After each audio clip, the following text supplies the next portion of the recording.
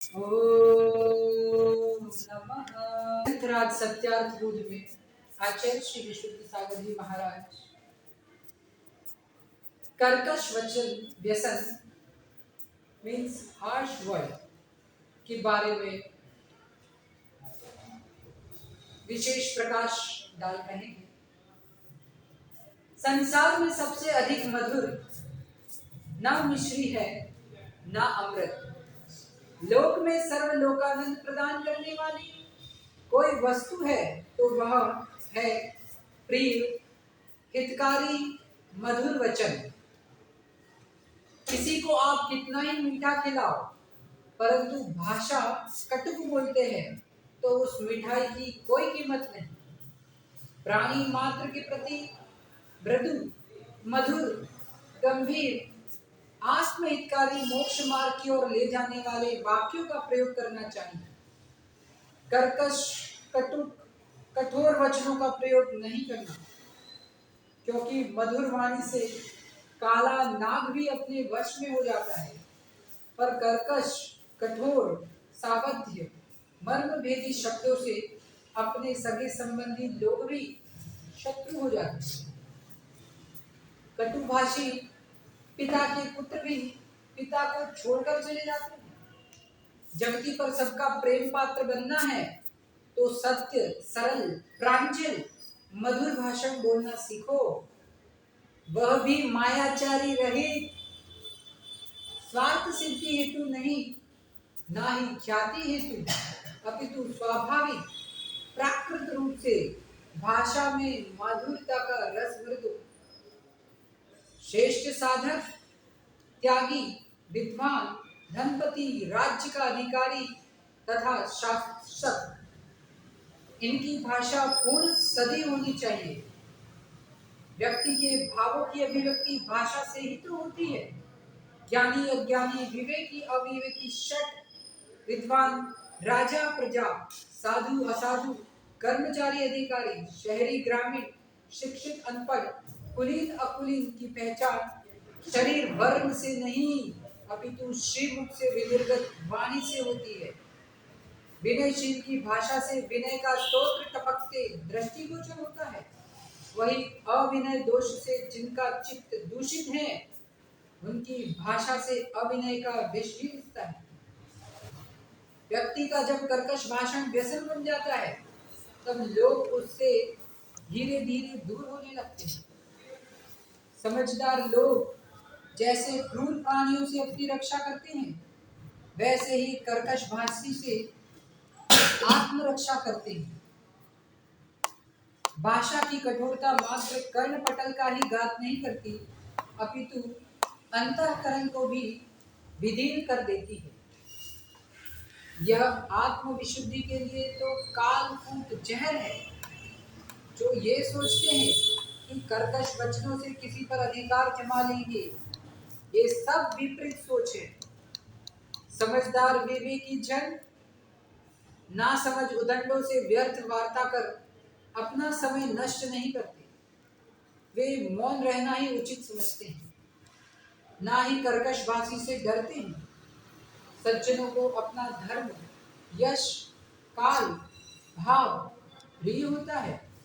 प्रज्ञजन व्यर्थ की शब्दावली में न उलझकर अपने अमूल्य जीवन के क्षणों को का उपयोग अच्छे कार्य में करते हैं। बोलो वही जो वात्सल्य प्रेम भाव को वर्धमान करे। बिखरी समाज टूटे हृदय परस्पर में जुड़ जाए। आप आगम तपोभूतों पर आस्था बने। देश देश राष्ट्र राष्ट्र में सद्भाव की भाव जगे। युद्ध की जगह सहयोग की भावना बने। मानव में मानवता का संचार हो। पशु वृत्ति का अभाव हो। पिता पुत्र पारिवारिक संबंधों में मधुरता का प्रवाह हो। परस्पर में कटुता का जहर ना घुले। प्रत्येक मानव के अंदर प्राणी मात्र के प्रति करुणा स्तोत्र बहे। दीन दुखी असहाय जनों को देखते ही सहायता की गंगा बहे। भाषा ऐसी बोलो जिससे शत्रु वर्ग भी मैत्री की भावना से भर जाए। संप्रदाय संप्रदाय के प्रति सद्भाव बने, कोई किसी पर कुदृष्टिपात न करे। आपकी सम्यक भाषा सदी का इतिहास में, वाणी में पुष्प खिले, जनमानस भव्य भ्रमर बन तुम्हारी वाणी का रसपान करे। नहीं होता अन्य कोई मधुर रस वचनों की मधुरता के आगे। पर को भी अपना बनाने का मंत्र है मधुर वचन। मधुर वचन और अपनों को भी पर बनाने का तंत्र है कर्कश वचन। ये दोनों ही मानव के पास है। जैसा मानव चाहे वैसा कर सकता है, अन्य की कोई आवश्यकता नहीं। जीवन का सार व्यक्ति की वाणी भाव प्रतिका है। जिसका भाव और भाषा पर नियंत्रण है वही साधु पुरुष है, और जिसका भाव और भाषा पर कोई नियंत्रण नहीं वह मानव के आकार में त्रियंच है। महानता साधुता बाजारों में नहीं, वह तो स्वयं से ही अपने ही स्वभाव में प्रकट होती है। अल्पज्ञानी मधुरभाषी मंत्रियों की सम्यक सलाह को अल्पज्ञ शासक भी यदि स्वीकार कर लेता है तो वह भी राज्य संचालन में उत्तीर्णता को प्राप्त कर सकता है। परंतु अधूरा ज्ञानी हठधर्मी कर्कश भाषी स्वराज्य का ही पतन कर लेता है। राज्य का राजा ऐसा नहीं होना चाहिए जहाँ कर्कश भाषी हठधर्मी स्वामी हो। उस स्थान का सज्जनों को त्याग कर देना चाहिए, क्योंकि वह कर्कशी कभी भी हठता में आकर प्रजा का नाश कर सकता है। मित्र हो या पुत्र, पिता हो या स्वामी, हठधर्मी का सहवास मात्र हीन भावना पराधीनता का ही वेदन कराएगा। इससे आत्मनिर्भरता आत्म स्वतंत्रता का हास होगा, स्वात्म विशुद्धि का घात होगा।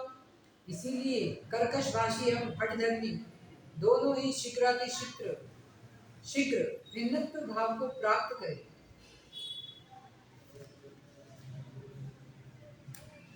मर्म भेदी हृदय विदारक कर्कश वचन शस्त्र के घाव से भी अधिक कष्टदायक होते हैं। शस्त्र का घाव तो समय पाकर भर जाता है, परंतु शस्त्र से अधिक घातक कठोर कर्कश वचन जिसका घाव भवों भवों तक नहीं भरता।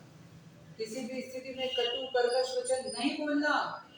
श्रेष्ठ महान वे पुरुष हैं जो न तो किसी पर शस्त्र की चोट मारते हैं, न ही कर्कश वचनों का प्रहार करते हैं।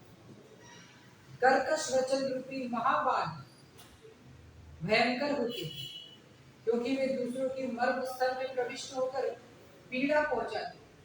पीड़ित पुरुष दिन रात शोकाकुल रहता है, दिन रात आत्म पीड़ा से पीड़ित हीन भावना में जीता है, और नहीं संभाल पाया तो आत्महत्या भी कर लेता है।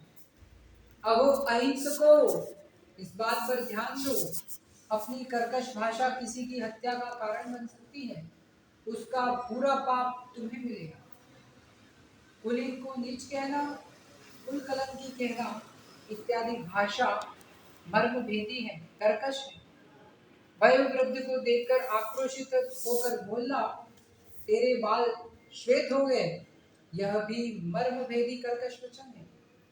सदाचारी को दुराचारी, विद्वान को मूर्ख, निर्दोष को सदोषी कहना वाक पारुष्य है।